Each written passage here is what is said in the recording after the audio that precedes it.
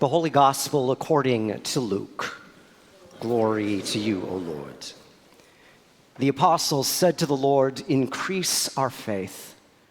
The Lord replied, if you had faith the size of a mustard seed, you could say to this mulberry tree, "Be uprooted and planted in the sea," and it would obey you.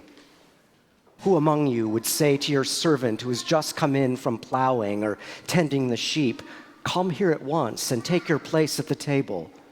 Would you not rather say to him, "Prepare supper for me, put on your apron and serve me while I eat and drink. Later you may eat and drink"? Do you thank that servant for doing what was commanded? So also you, when you have done all things you've been ordered to do, say, "We are worthless servants. We have done only what we ought to have done." The Gospel of the Lord. Praise to you, O Christ.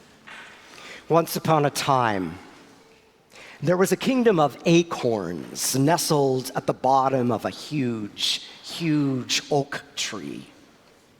The acorn citizens who lived there went about their daily business with purpose and energy. They would spend all day, all their time oiling and polishing and shining their outer shells. They believed this would improve their longevity and overall well-being. One day, out of the blue, apparently dropped by a passing bird, there appeared a naughty, Knotty, naughty little stranger. He was capless and he was dirty. And the other acorns looked at him with suspicion and a bit condescension. One day, this capless stranger told the others a wild tale, pointing to the huge, huge oak tree and said, "We are that." The other acorns whispered to one another. They were beside themselves, not believing such a tall tale. Finally, one of them blurted out, "So tell us, wise one, how would we become that tree?" The stranger, the odd one, the capless one, pointed down to the earth and said, "It has something to do with going into the dark earth and cracking open our shells." Now, acorns are not mustard seeds, but they are seeds. And Jesus says that if you have faith the size of a tiny seed, you can do amazing, marvelous things. On this feast day of St. Francis of Assisi, with animals and human beings worshiping together, we reflect on the miracle and gift of faith within God's marvelous creation. Now, until the past 50 or so years, Christian worship and theology centered only on human beings. We were considered the apex of creation. And some blame Christian understanding of "have dominion over all the earth," that line in Genesis, as a direct link to our burgeoning climate crisis. 50 years ago, there were no prayers in our liturgies for the earth, let alone for animals. We just prayed, we just blessed human beings. Thankfully, times have changed. Back to faith and mustard seed faith. Were you taught ever as a child that faith is kind of like thinking hard enough? In other words, faith is in your head. Now, to be honest with you, when I read the newspaper these days, I must admit I don't have a lot of faith that things will get better. It makes me doubly sad, first of all, just because it's sad, but secondly, because I'm the preacher that needs to announce hope. And according to a recent poll, I'm not alone. At the height of the pandemic, when we were divided by masks and issues of racial justice and equality, a majority of Americans had faith that the country was capable of solving its problems. Today, only 33% do. These days, political opponents are called enemies. Hatred and retribution have been normalized. Diversity of all things demonized. Once an elite runner and coach was asked by brand new runners when it would feel easier, when there would be less effort to run. And the coach said, "It doesn't get easier. You just get stronger." Today, we join the prophet Habakkuk in lamenting what is going on in our world and country.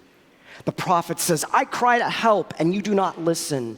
Why do we have to keep looking at wrongdoing, destruction and violence, strife and contention? The law becomes slack and justice never prevails."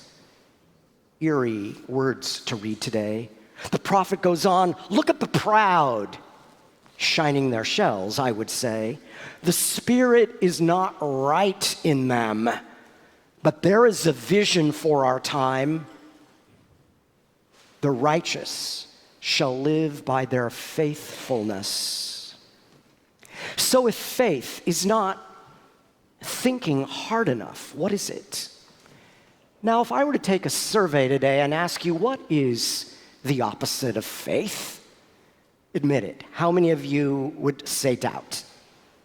That was really? All right, let's ask, what is the opposite of faith? Fear. According to the Gospels, the opposite of faith is fear. Congratulations on that answer.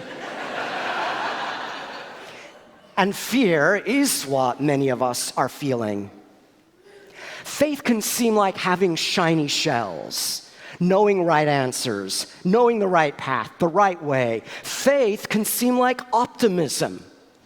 But the well-known biblical scholar Walter Brueggemann, who died recently, once said, "We all hunger for certitude. The problem is the gospel isn't about certitude.